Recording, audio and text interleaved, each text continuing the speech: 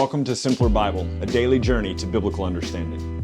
Today we pick up where we left off yesterday in Acts chapter 4. I'm going to start in verse 23, and it says this. When they were released, that's Peter and John from yesterday, they went to their friends and reported what the chief priests and the elders had said to them. And when they heard it, so they're being told, don't preach anymore in the name of Christ.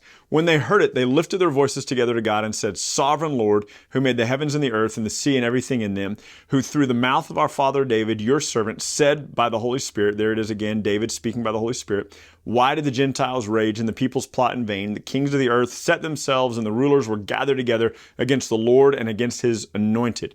So that's from Psalm 2. We talked about that at some point. You might want to go back and listen to it. But this is, why do the nations rage? Why do they put themselves against the Lord God and then against his anointed Jesus? And he goes on to say, for truly in this city, this is the disciples saying this together, for truly in this city they were gathered together against your holy servant Jesus, whom you anointed, Herod and Pontius Pilate, along with the Gentiles and all the people of Israel, to do whatever your hand and your plan had predestined to take place, which he's already referenced back, Peter's already referenced in Acts 2:23. To do whatever your hand and your plan had predestined to take place. And now, Lord, look upon their threats and grant to your servants to continue to speak your word with all boldness. How beautiful is this? So they've been forbidden from preaching anymore in the name of Christ. They've said, you judge for yourself whether it's right for us to listen to you or to listen to God. And they come back and they tell the rest of the apostles and they all pray together and they say, look, Lord, give us boldness. We've heard their threats. You've heard their threats. Give us boldness to continue to speak your word. And so they're like, we know the opposition we're about to face. We just spent a night in jail. We know that if they had the opportunity to do something harmful to us, they would have. So give us boldness to continue to proclaim your name. While you stretch out your hand to heal through signs and wonders performed through your name, the name of your holy servant Jesus. When they had prayed, the place in which they were gathered together was shaken, and they were all filled with the Holy Spirit and continued to speak the word of God with all boldness. So they're filled with the Holy Spirit. Again, you'll notice several times throughout the book of Acts, those who have been sealed with the Holy Spirit continue to be filled with the Holy Spirit for certain tasks. Now, the full number of those who believed were of one heart and soul. No one said that he had any of the things that belonged to him was his own, but they shared everything in common. And with great power, the apostles were giving testimony to the resurrection of the Lord Jesus. Notice that that's what they're speaking to. They're speaking about the resurrection of Christ.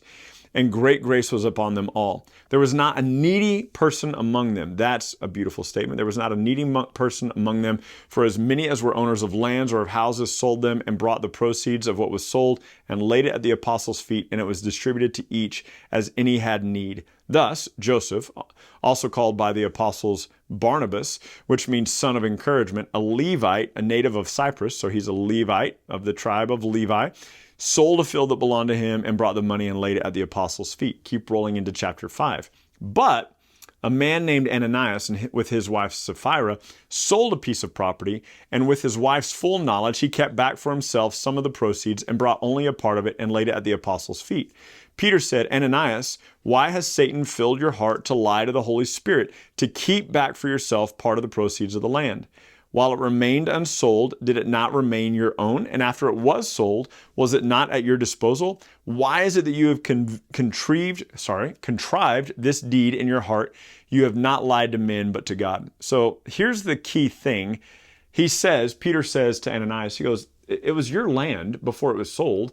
It was your land and money after it was sold. He goes, why did you decide to lie to the Holy Spirit? So the implication here, the problem isn't that Ananias kept some back for himself. Apparently, the problem here is that Ananias insisted he didn't keep any back. Hey, I sold some land. Here's the full proceeds. When Ananias heard these words, he fell down and breathed his last, and great fear came upon all who heard it. The young men rose and wrapped him up and carried him out and buried him. After about 3 hours, his wife came in, not knowing what had happened. So now his wife shows up to this meeting. Peter said to her, tell me whether you sold the land for this much money. She said, yep, for so much. So she lies about the price they got for the land because they've kept some back for themselves. Peter said, how is it that you have agreed together with her husband to test the Spirit of the Lord? Behold, the feet of those who buried your husband are at the door, and they will carry you out also. Immediately, she fell down at his feet and breathed her last. And when the young men came in, they found her dead, and they carried her out and buried her beside her husband. incredible kind of just chaotic story. Look at what the result of it is here in verse 11. And great fear came upon the whole church and upon all who heard these things. So they're like, okay, look, don't pull an Ananias and Sapphira. If you sold, I wonder if everybody after that point like sold a piece of land and they're bringing the money. They're like, look, Peter, this is only a portion of the money that I got for the land. We had to keep some back because we, whatever, we're sending our kids to college or we have car insurance to pay for. They didn't, obviously, but you know what I mean. So many signs and wonders were regularly done among the people by the hands of the apostles. And they were all together in Solomon's portico, which is where we saw in John 3 that the man was healed. None of the rest dared to join them, but the people held them in high esteem. So why are these people not joining them? Well, they're not joining them for a couple of reasons, but probably what we saw all the way back in John chapter 9, that they were going to be cast out of the synagogue. They've already seen some of the apostles be arrested. They've already seen them be threatened by the Pharisees and the Sadducees and some of the priests. And so there's a little bit of a trepidation for the crowds that they're like, man, what they're doing is amazing. I'm not interested in being part of that though, because then I'll be cast out. I won't be able to be part of the Jewish system anymore. And so it says, and more than ever, believers were added to the Lord, multitudes of men and women, so that they carried even out the sick into the streets, laid them on cots and mats, that as Peter came by, at least his shadow might fall on some of them. This is a crazy implication. The idea is they just want Peter's shadow to fall on them. They just want to be part of this. So there are some people who are like, that's really amazing, but I'm not interested in being part of it because I'm not interested in the consequences. And then there are other people who are like, no, like let's lay our sick in the street so hopefully Peter's shadow can fall on them. It says that the people also gathered from all the towns around Jerusalem, bringing the sick and those afflicted with unclean spirits, and they were all healed. But the high priest rose up, and all who were with him, that is the party of the Sadducees. So now we have the Sadducees again. And they were filled with jealousy. You might not remember this, but one of the reasons that Jesus was ultimately crucified, it said that Pontius Pilate realized that the Jews, the Pharisees, had handed Jesus over to Pilate because of jealousy, because of envy. And so the Sadducees, still filled with jealousy, they arrested the apostles and put them in the public prison. During the night, however, an angel of the Lord opened the prison doors and brought them out and said, go and stand in the temple, speak to the people all the words of this life.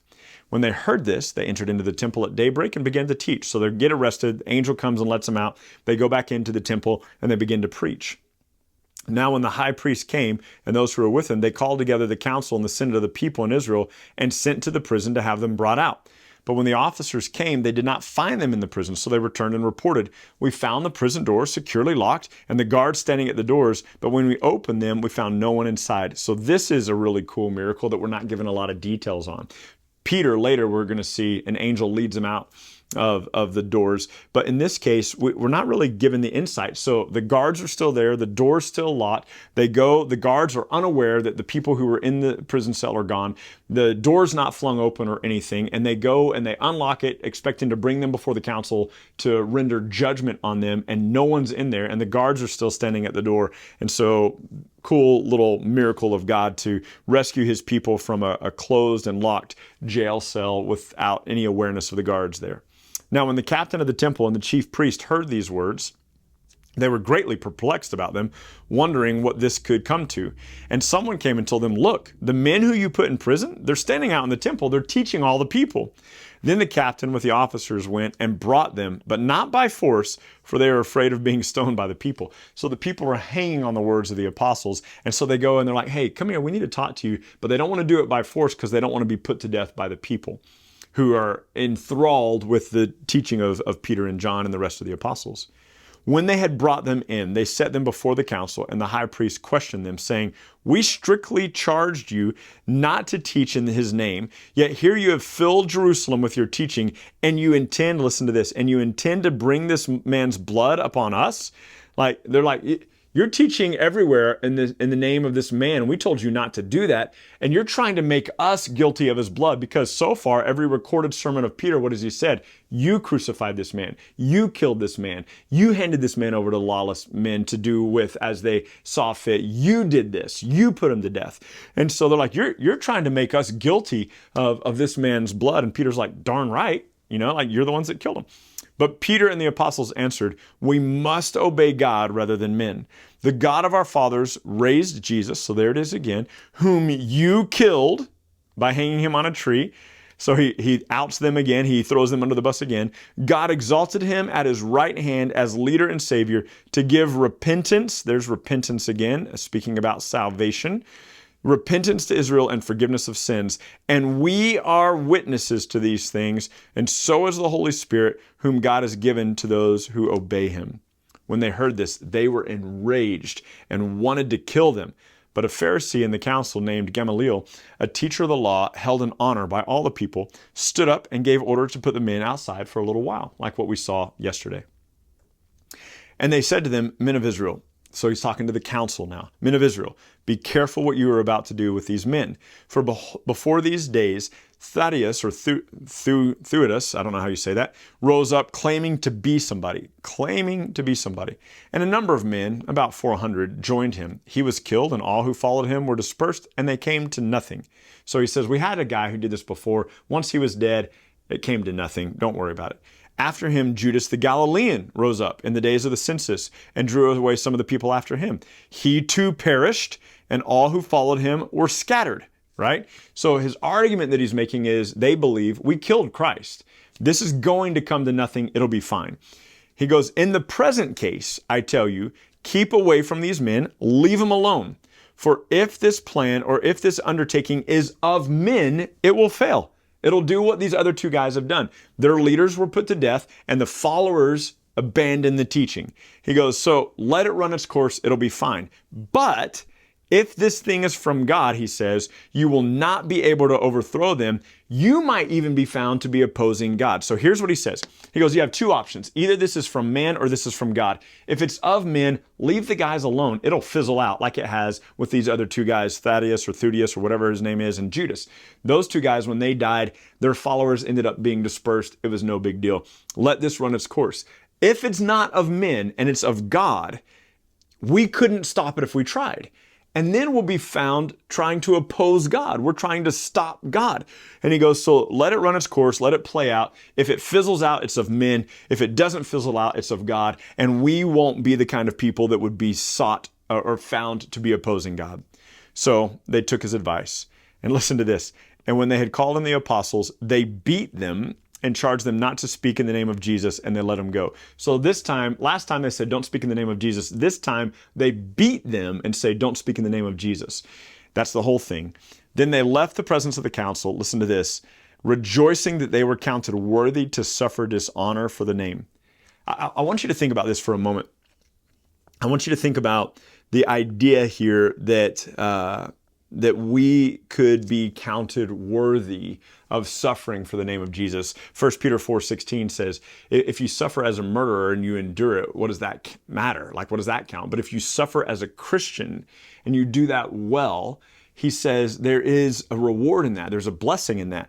But Paul says in Romans chapter 8, 16 through 18, or 16 through 17 specifically, he says, "The Spirit of God tells my spirit that I am a child of God, and if I'm a child of God, I am an heir of God and co-heirs with Christ, provided that I also suffer with him, that I might be glorified together with him." And so then he goes on to say in verse 18, I guess I should include it, "We consider the suffering of this present age nothing compared to the glory that will be brought to us the day Christ is revealed." And so he says, look, they celebrated the fact that they suffered for the name of Christ, for the cause of Christ, and that they were considered worthy of that. Like, to share in the sufferings of Jesus. They're like, man, what an honor to be able to share in the sufferings of Christ.